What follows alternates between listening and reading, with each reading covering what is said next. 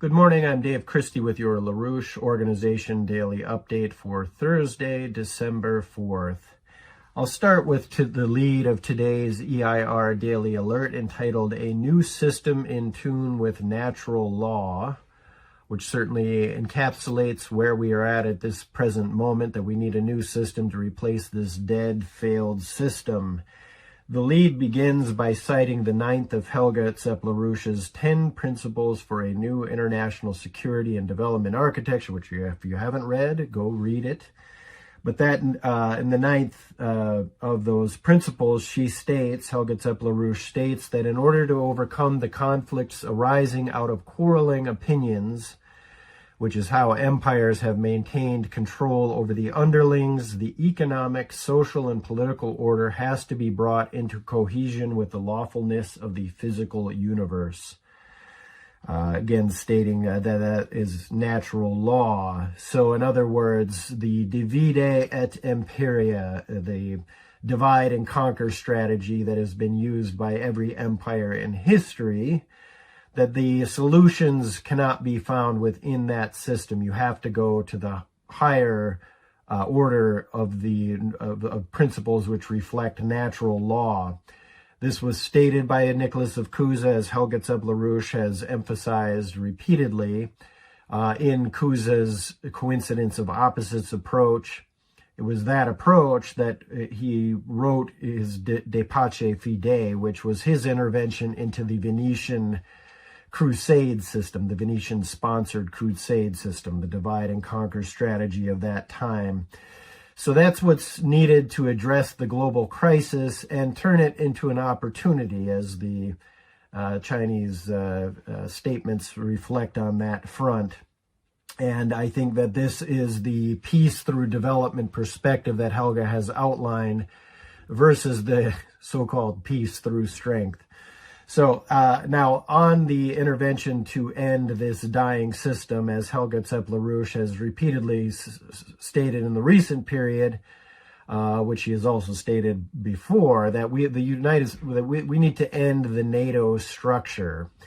To be clear, that this is not just the United States or other nations pulling out of NATO, but to actually dissolve it. It has long outlived its usefulness, if it ever had one.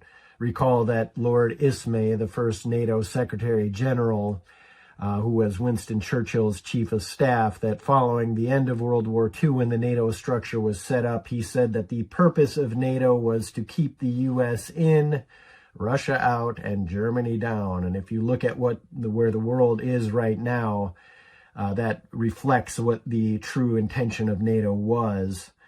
So it needs to be ended. Now, as Harley covered yesterday, Marco Rubio did not show up at the NATO foreign ministers meeting yesterday.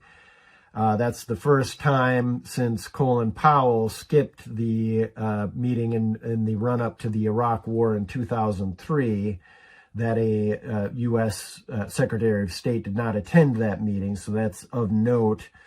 Mark Rutte, the NATO Secretary General, sort of dismissed this, saying, well, Marco Rubio is very much involved, of course, in all of this when it comes to ending the war in Ukraine. Perhaps indicates Rubio's alliance with the NATO powers on that front. So we don't know exactly what the reason was for Rubio skipping that, whether that was at Trump's direction or not, but the State Department was asked about this, and an official told NBC News that Rubio has already attended dozens of meetings with NATO allies, and it would be completely impractical to expect him to attend every meeting. Nonetheless, Rubio's absence was noted, concerning what Rutte actually said there, he of course said, well, we welcome Trump's continued efforts to put an end to the Ukraine and bring a lasting peace and so on, but then went on to say that as negotiations proceed, we cannot waver in our commitments to Ukraine. Ukraine's security is closely linked to our own.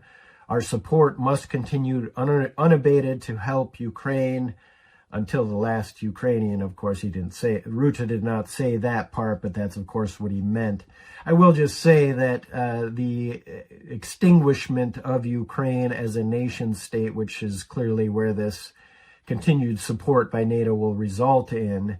That this is in line with Brzezinski's idea in the Grand Chessboard, which he wrote in the 90s, basically saying that without Ukraine, Russia is merely a regional power. So, perhaps as inflicting the strategic defeat in Russia, that if all that fails, at least the destruction of Ukraine would accomplish that part. Now, concerning the NATO meeting, on the eve of it, the foreign minister meeting, Peter Szijjártó, the Minister of Foreign Affairs and Trade for Hungary, said that Europe is trying to drag NATO into a conflict with Russia. This is something he's mentioned in the past, but what he said is that the warmongering fanatics will clearly try to cancel the previous decision that the NATO alliance should not engage in the war in Ukraine, and that every effort must be done to prevent this from happening. Szijjártó went on to say, "We, the supporters of peace, will seek to keep the NATO decision in place." Now, Putin responded to some of this, the various threats for direct intervention by the European powers, by stating the obvious. He said that if the European powers entered, then the present surgical approach by Ukraine will not be applied to the European powers, effectively saying that it would escalate to the point where there would be no one left to negotiate. Now, and while Putin didn't state this, it clearly indicates what he's saying is that if NATO comes in or the European powers try to drag the NATO in, that this would escalate to the point of nuclear weapons. Now, the NATO stenographers in the transatlantic media have, of course, seized upon this, and rather than stating that this would be an obvious effect, that Putin, again, is warmongering and threatening Europe and so on and so forth. Now, I think this NATO freakout certainly reflects what is becoming obvious, that the coming end of the long-standing Ukraine project it's coming to an end one way or the other, whether that's through Russia's defeat on the battlefields, or Ukraine's defeat and the Russian victory on the battlefields of Ukraine, or whether it happens through negotiations. Now, concerning the negotiations that just occurred with Kushner and Witkoff and Putin and the representatives in Russia, Trump was asked whether the U.S. believes that Putin still wants to make peace. He said he would like to end the war. That was their impression, the impression of Witkoff and Kushner. He went on to say, what comes out of the meeting, I can't tell you because it takes two to tango. So that's what Trump said concerning this to a press conference in the Oval Office. He further said that he wished that Ukraine had sought peace earlier in the year. He referred back to when he told Zelensky that he has no cards. He said that would have been a much better time to settle. Now, concerning this, actually, I should note that Kirill Dmitriev, the head of the Russian Direct Investment Fund, who has been, of course, one of the key negotiators together, particularly with Witkoff, he said that the media shrieking about Witkoff's visit to Russia means that there's progress on Ukraine. So, again, all of this remains in flux. I think concerning what Putin has made clear, or that there will be, they're not going to back down from their core tenets of what they want coming out of the resolution of the Ukraine crisis. Putin said to India Today, the press outlet India Today, on the eve of his trip to visit the Prime Minister Narendra Modi, which is happening today, Putin said that the Ukrainian army will soon lose the parts of Donbass it still controls. He said it all comes to that. Either we will liberate those territories through military force, or Ukrainian forces will withdraw and stop fighting there. Whether that happens through the negotiations or through military efforts. He went on to say that, those regions of Donbass through a referendum, signaled their intention to join the Russian Federation. So that's how Putin is reflecting it. Now, I will just say that Putin's visit to India is, of course, extremely important. It goes back to really what this war is all about, that the present BRICS dynamic, the Brazil, Russia, India, China, South Africa dynamic, and the expanding roster of nations that are joining that, that when that began, it began as the Russia, India, China strategic triangle. It was, as it was called by Primakov, the former prime minister, foreign minister of Russia, who put this idea together, which was the seed crystal for the present BRICS dynamic today, and really what Brzezinski was freaking out about in the Grand Chessboard back in the 90s. And of course, what the Project for a New American Century, the Wolfowitz Doctrine, the whole neocon agenda was to prevent that dynamic from coming into fruition, which is presently well underway. And that's what NATO has been involved on, is to shut that down. So again, to come back to what Helga Zepp-LaRouche has stated, that we need to end NATO, otherwise we'll be playing whack-a-mole, whether this is in the British project of global NATO expanding into the Pacific.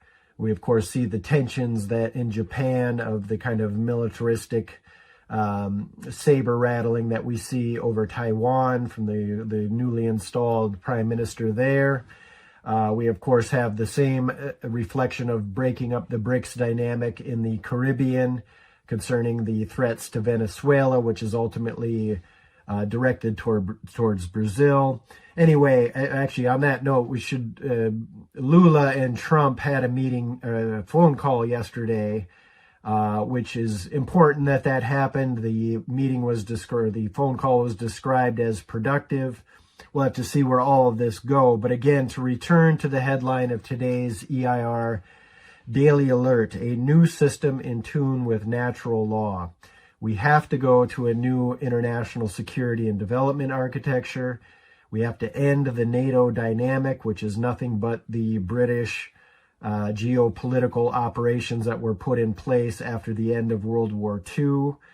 I'll end with this, that the Finnish President Alexander Stubb has at least acknowledged this. He had an article he contributed to the Foreign Affairs magazine, where in that he said that the liberal rules-based order that arose after the end of World War II is now dying.